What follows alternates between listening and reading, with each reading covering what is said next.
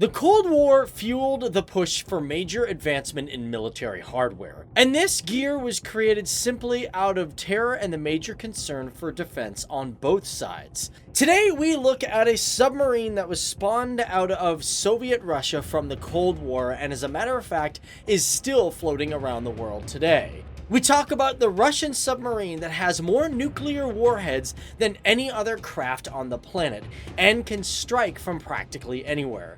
Today, we talk about Russia's Akula-Class submarine. Hey everybody, how's it going? Welcome to FTD Facts, the channel where I look at people, cultures, and places from all around the world. My name's Dave Walpole, and today, we are looking at the biggest submarine. I was reading about this and I was like, wow, I just need to tell you guys all about it. Now, before I get into this whole video, I gotta get some terminology down because some people who are already looking at this video are going, wait a minute, which sub are you talking about? Because this particular class is known as the Akula-Class to the Russians, and the NATO designation is what they call the Typhoon class. For those who don't know, the reason why I have to clear this up is because there is also a NATO designated Russian submarine that is also known as the Akula, in which the Russians have it designated Project 971 or the Shuka-B submarine, but the Typhoon is designated Project 941. So this is Project 941 that we're talking about.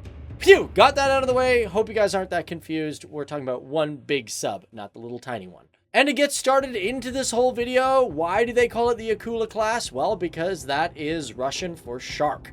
And definitely when it comes to the submarine, it was definitely a predator and was better than anything America had at the time. Maybe the Americans had things that were more accurate or more silent subs, but this one had the most amount of nukes. As a matter of fact, the Akula-Class submarine was so advanced that at the time of its release, the Americans were like, what? The Russians could actually make something like this? When this submarine came around, most of the Americans were like, wow, they were 10 years ahead of where we thought they actually were. And to give you an idea of how this ship all works and why it's so deadly, let's take a little look at its history. So this nuclear-powered ballistic missile began construction in 1976. At the time, Russia had a very good knowledge that the Americans had, or at least were building, the Ohio-class submarine.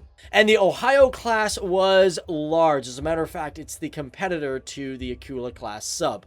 And as a matter of fact, both of these submarines are still, in fact, the largest submarine classes that have ever been built. And to give you an idea of the differences between the two in terms of size, the Ohio class came in at 560 feet long, whereas the Typhoon, or the Akula, was 574 feet long. But of course, it wasn't just the size of the submarine, it was also what it was capable of, and that was firepower.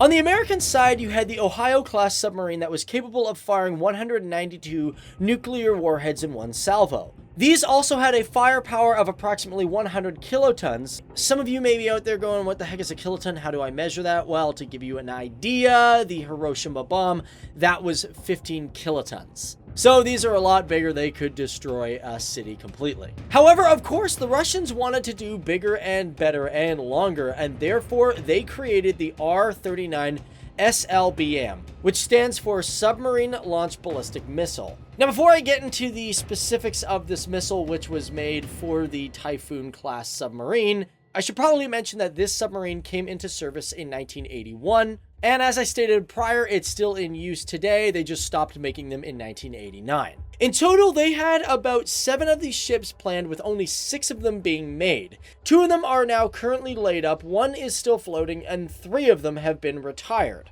As well, interesting enough, when they built these crafts, they were either sponsored by a city or a company to make them. But let's jump back to the R-39 missile, because this was a very important missile that made the Typhoon extraordinarily dangerous. The R-39 missile was introduced in 1983, and it stayed in service until approximately 2004. Now, these missiles had an effective range of 8,300 kilometers. In case you're wondering, if you were to go into the middle of America and the middle of Russia, that's 8,800 kilometers long. So therefore, these ships were capable of firing to American shores while being deep within Russian waters. Now, to give these missiles the extra range, they actually had to be modified, and they were considered one of the heaviest SLBMs in the world, coming in with a total weight of 84 tons. And why were these missiles and the Typhoon class so extraordinarily dangerous? The reason for this is because within one of these missiles, they were armed with 10 nuclear warheads, with each one being approximately 100 to 200 kilotons. And that was just within one warhead, because within the Typhoon or Akula-Class submarine, they had 20 of these missiles ready to go and fire, which made this Russian sub being capable of firing 200 nuclear warheads in one salvo. And to really give you an idea of how dangerous all these were, if you were to take all the 6 submarines and have them fire all at once, that would be a total of 1,200 warheads capable of doing 6.6 times greater than that of Hiroshima in terms of damage. Okay, so now that I've scared the living bejesus out of you guys, and you're now realizing the actual height of the Cold War and going,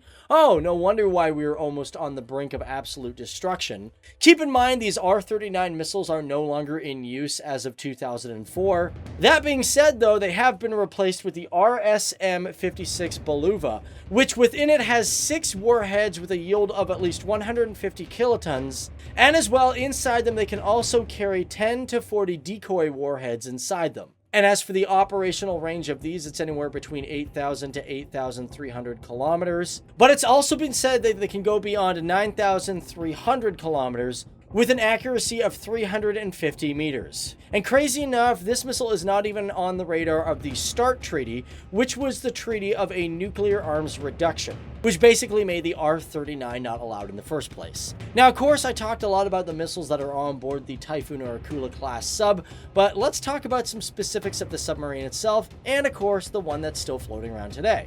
This is the Dmitry Donskoy, which is not only the oldest one still surviving, but was the first one to ever be laid down on June 30th, 1976, and was launched in September of 1980, and went into full service on February 9th of 1982. In today's world, these ships, although there is only one left, they have been denied an upgraded refit service, as they plan to be released by the Bory-class submarine, in which Russia currently has 3 of them active. These old Akula-class submarines were capable of going 2.22 knots on the surface and about 27 knots submerged. Crazy thing is, these were also reinforced so well that they could be underwater for 120 days. And that's actually just in normal conditions. If you really bunkered down and conserved power and did many different things, they could stay underwater for a lot longer. On top of that, it also had a total test depth of 1,300 feet. As well, it has 6 firing tubes firing the famous Type 53 torpedo. The Type 53 torpedo is also considered one of the most common torpedo on submarines and in the Navy. And one thing that's really dangerous about these, at least according to the Americans, many say that these are extraordinarily dangerous because they don't act or respond well to countermeasures. And one thing that I just forgot to mention also when it comes to this submarine, it has approximately 160 men that crew it. An interesting side note, when it comes to the other 5 submarines that were decommissioned, they had a really interesting plan to use the Akula-class submarine.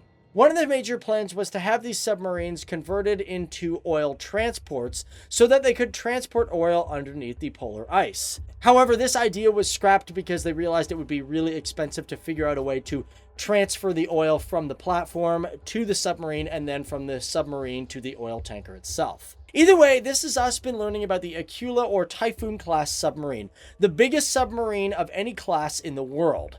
And it may be named after a shark for its deadly teeth, but because of its size, it should have been named after the whale. And with the growth of our technology being able to make things smaller and more effective, we will most likely never see a submarine this big ever in human history. Thanks for watching, guys. I hope you guys really like this video. By the way, before you guys get out of here, if you guys are big into military stuff and military playlists, especially if you guys are from Russia, probably a lot of you guys are, learning a lot about your own military and stuff. I got a cool Russian military playlist that you guys should check out. I've put it in the cards in this video and down there in the description box below, and it'll be at the end of the video. And before we get out of here, did you enjoy this video? Because if you guys did, first of all, just give this video a big thumbs up, give it the like button, because then I know to do more military topics. And on top of that, if you got a suggestion, leave it down there in the comment boxes below, because hey, we love listening to you guys and doing topics that you guys want to hear about. But my name's Dave Wapple. Thanks for hanging out with me. I hope you guys learned something about the great and amazing, the big, the bad, the well-armed Akula-Class, Typhoon-Class submarine. Thanks for watching. I'll see you later. Okay, guys, before we get out of here, here is the Russia military playlist you guys should check out. It's really cool. We've looked at many different aspects of the military. I've also got a cool playlist just on Russia itself if you want to learn more great things about the country. You'd be surprised. It's really awesome. But thanks for watching. We'll see you later. Bye.